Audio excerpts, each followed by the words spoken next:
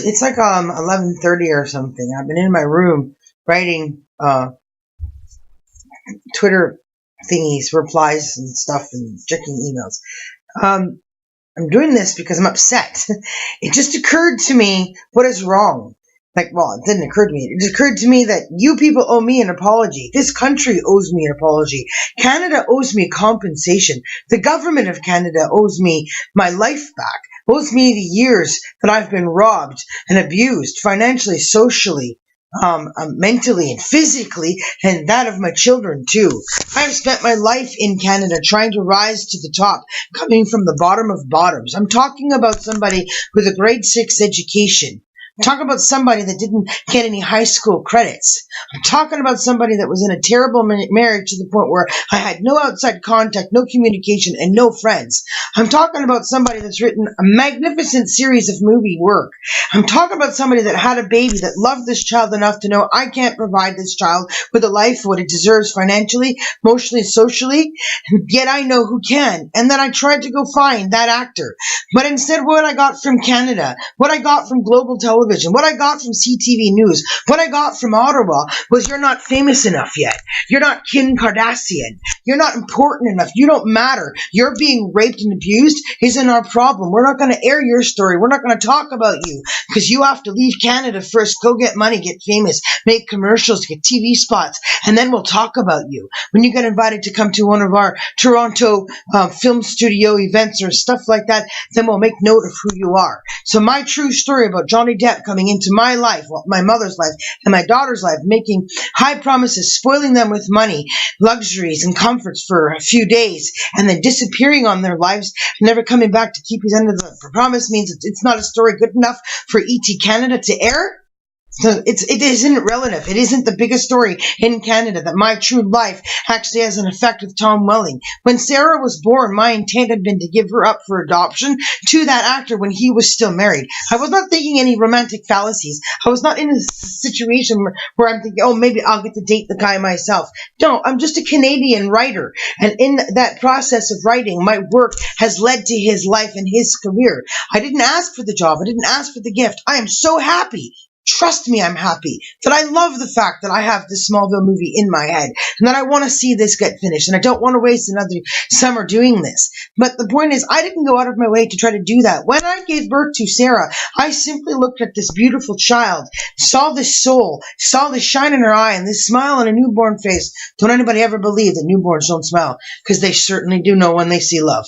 So she's smiling at me and I say, I know who this baby belongs to. I know whose child this is. This child is Tom Welling's child. So what did I do when she was with me, when she was still in my custody? I tried to reach the Ellen DeGeneres TV show.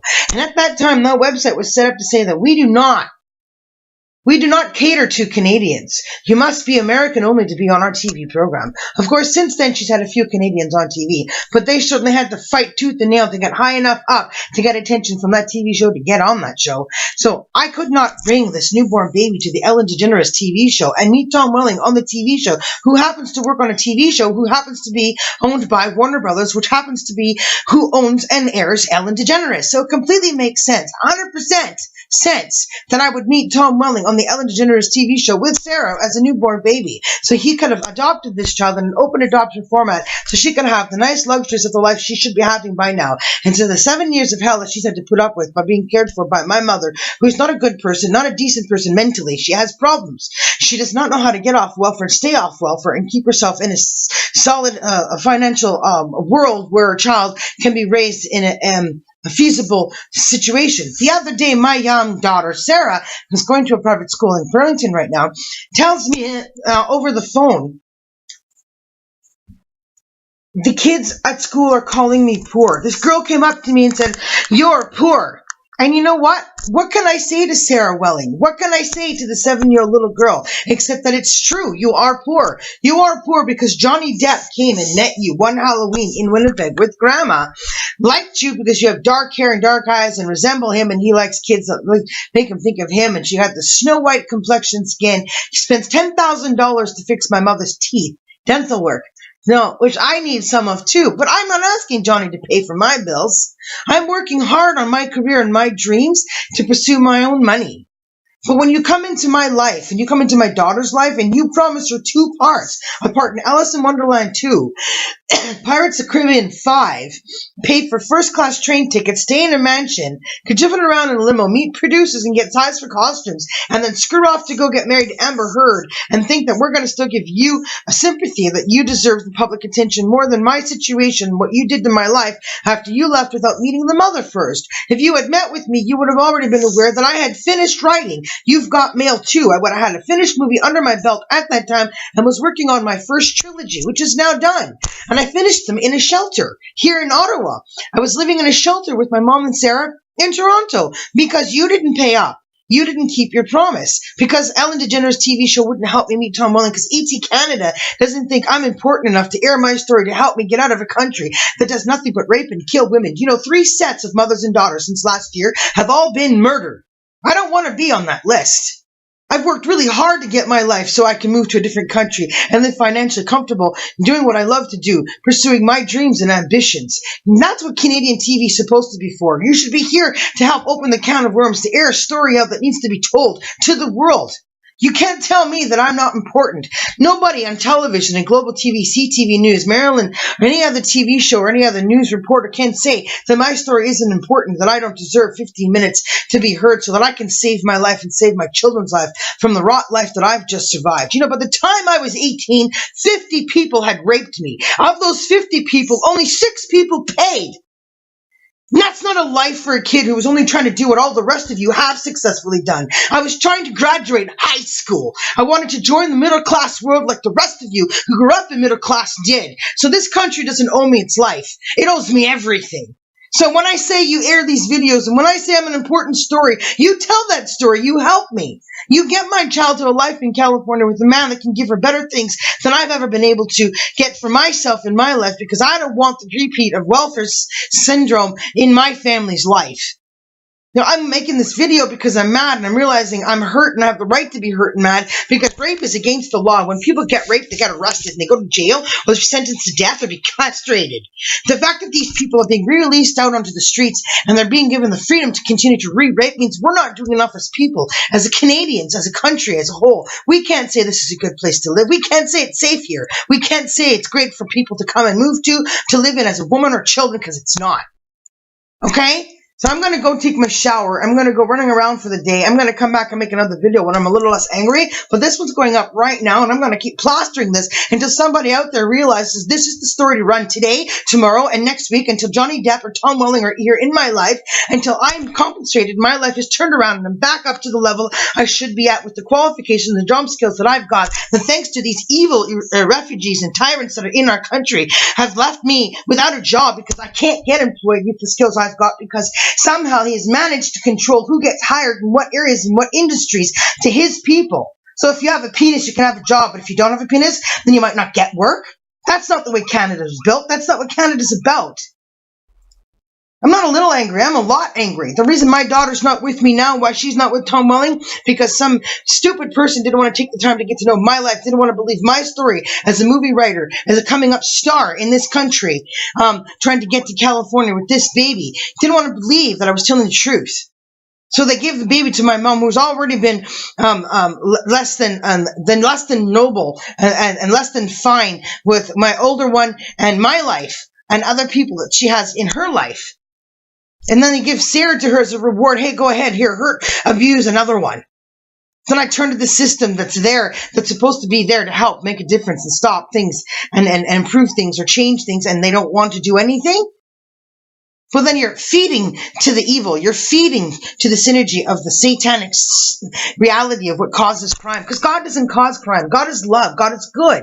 God does not sacrifice women and children to be raped and killed. And that's what's happening in this country. And if the can of worms isn't opened up, if the right stories aren't aired at the right time, you're not going to get the right results. Think about that. So I'm going to keep doing this until somebody realizes they made a mistake last year in not airing my story. Somebody made a mistake in global TV back when I was still living in BC, when Sarah was still a baby, and I could have handed over to Tom Welling and his wife and gone on with my career and my life, knowing she would be a close distance growing up to know who I am in her life. You don't make somebody raise a raped baby. You don't rape somebody, force them to give birth to a baby they didn't invite, didn't want, didn't welcome inside of their body, and then turn around and tell them to care for it. This is not Muslim country. This is not the Middle East. When you come from that country to this country, you come to live in this country to live according to the rules and the freedom we got because God gave us a better government, because we got freedom, because we got free will. You don't force that kind of crap on white women in this country and tell us to make do. You know, I know an 11-year-old that got raped. She got knocked up at 11 in Winnipeg because she was associating with people at a mosque.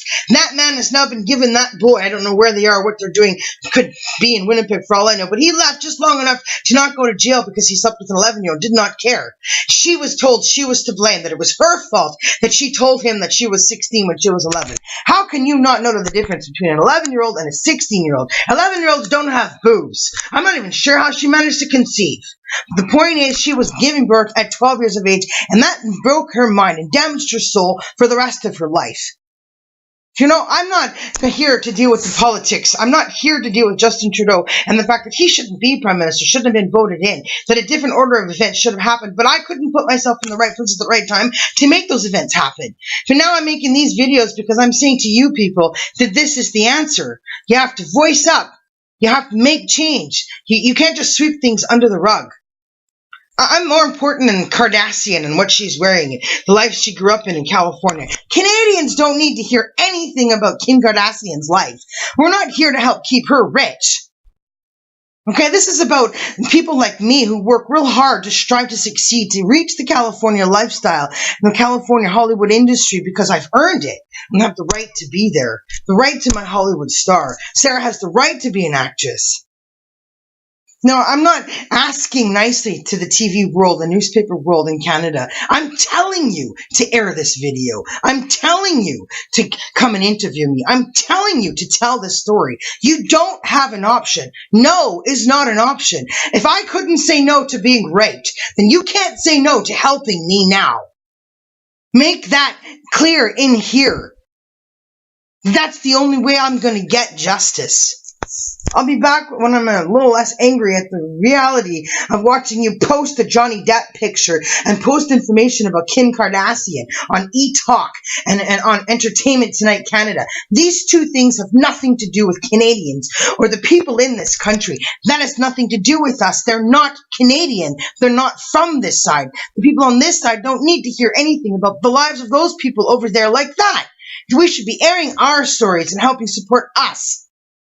Waiting for me to go and come back famous is the wrong way to run your business, wrong way to take care of country. And you wonder why Canada's broke and the dollar's not worth anything. Because you're not thinking big enough. You're not realizing how small the population of this country is. It's the city of Canada. It's the amount of people of one city in America, of a country of 300 million people. You can't possibly financially compete. You don't have enough children, and the children you are having are being knocked off at a rate of every 6 days, and you're not airing those stories. Think about that. I'm going to go take my shower now, and I'm going to post this thing up, and I'm going to plaster that all over the place till somebody realizes, hey, she's an important story. We should have told her story last year when she got to Ottawa. Let's try to fix that this year.